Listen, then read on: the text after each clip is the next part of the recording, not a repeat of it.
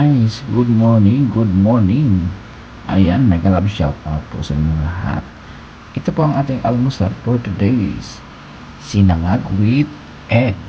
Ayan po. At syempre meron din po tayong papayang adobo.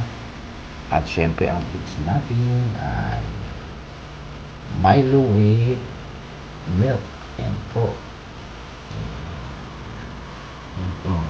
So, plain milk and combination with milk and Milo. Yan po ang ating breakfast of the day. Adobong papaya, sinangag na may itlog, Milo with milk, plain milk. Ayan guys. Kaya guys, tayo sa po tayo.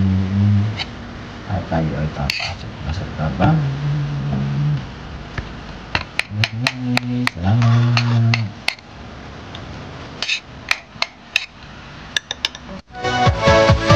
Yeah.